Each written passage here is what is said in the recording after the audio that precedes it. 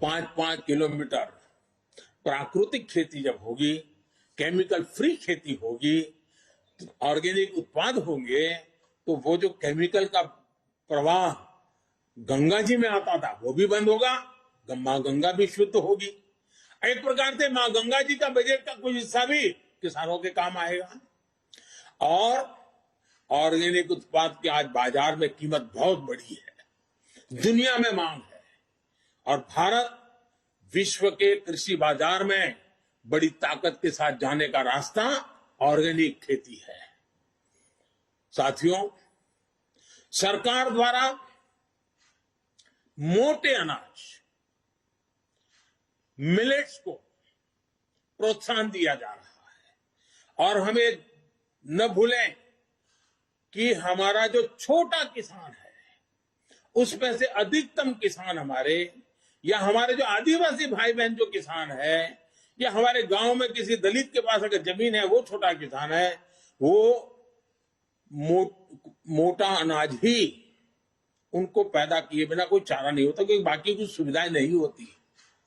दलित और आदिवासी किसान साथी अगर एग्रो फॉरेस्ट्री और प्राइवेट फॉरेस्ट्री अपनाना चाहते हैं तो उनके लिए भी विशेष मदन का प्रोविजन किया गया है। साथियों, अनाज के साथ साथ हम देखिए कृषि प्रधान देश है, जय जवान जय किसान इस मंत्र ने हमें ताकत दी है, लेकिन ये भी सच्चाई है कि आज हमारा देश 80,000 लाख करोड़ रुपए का तेल, खाने का तेल बाहर से लाना पड़ रहा है, क्योंकि हमारी आदतें बदलना दी है। पुरानी सरकारों ने ऐसे निर्णय किए कि हम आयाती तेल पर निर्भर हो गए।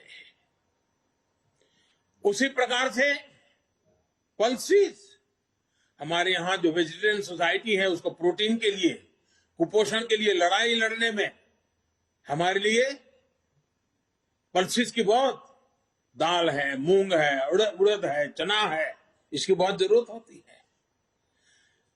अब हमारे लिए आवश्यक है कि हम खाने के तेल में आत्मनिर्भर कैसे बने, हम दाल पल्सीज में आत्मनिर्भर कैसे बने, और इसलिए खाने के तेल में आत्मनिर्भरता के लिए एक राष्ट्रीय मिशन अभी अभी देश में प्रारंभ किया गया है। और हर साल जो लाखों करोड़ रुपए हम खाद्य तेल खरीदने के लिए विदेश भेजते हैं, वो पैसे मेरे देश के किसानों के व्यय जाए, जो खेती में पसीना बहाने वाला हमारा किसान है उसके नसीब में आए, उसलिए हम योजनाओं पर बल दे रहे हैं।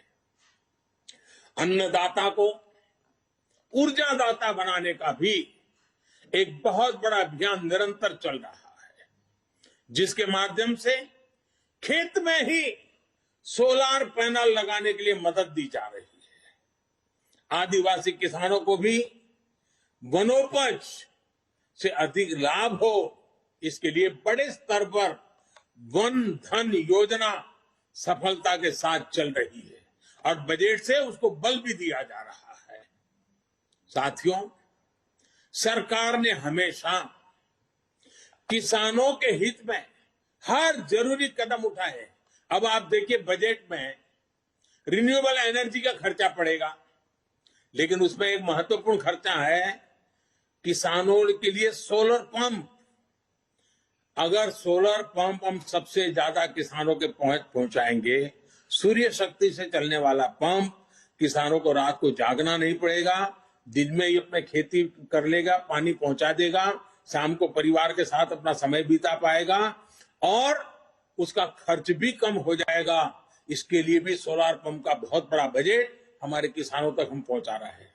साथियों, पिछले बजट में फर्टिलाइजर की सब्सिडी 80,000 करोड़ रुपए से भी कम रखी गई थी, 79,000 करोड़।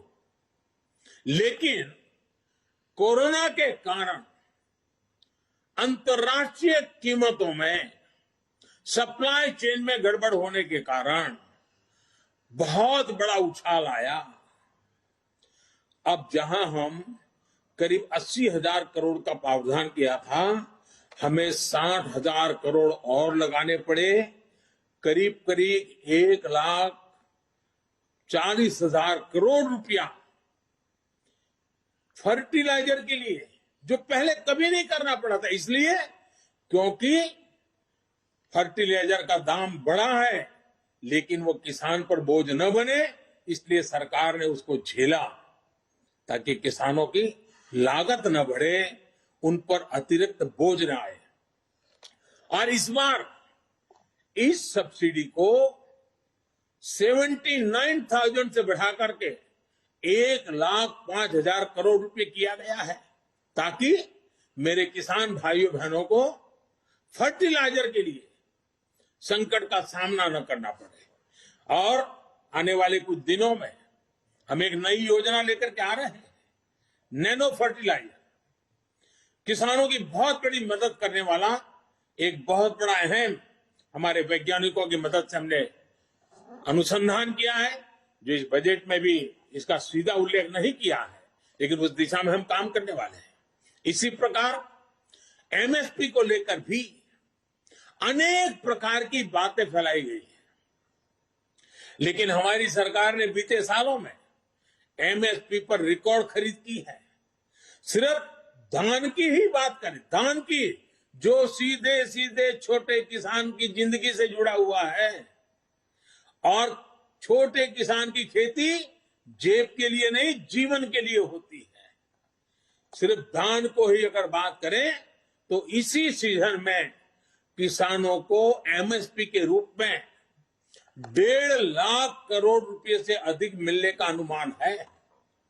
बजट में प्रावधान किया गया है कि 2,37,000 करोड़ रुपए का एमएसपी किसानों के बैंक खाते में सीधे ट्रांसफर किया जाएगा।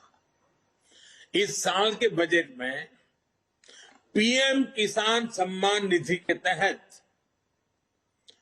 68,000 करोड़ रुपए का प्रावधान किया। 68,000 करोड़ रुपया सीधे डायरेक्ट बेनिफिट ट्रांसफर के द्वारा किसान के जेब में पहुंचने वाला है। और ये राशि भी पिछले साल की अपेक्षा ज्यादा है। इसका लाभ भी देश के 11 करोड़ से अधिक किसानों को होगा, और छोटे किसान के लिए तो ये रकम बहुत बड़ी होती है, उसको खेती में कुछ करने के लिए हिम्मत देती है। हमारे ग्रामीण क्षेत्र को, हमारे किसानों को बेहतर सड़कों का भी विशेष लाभ मिलने वाला है।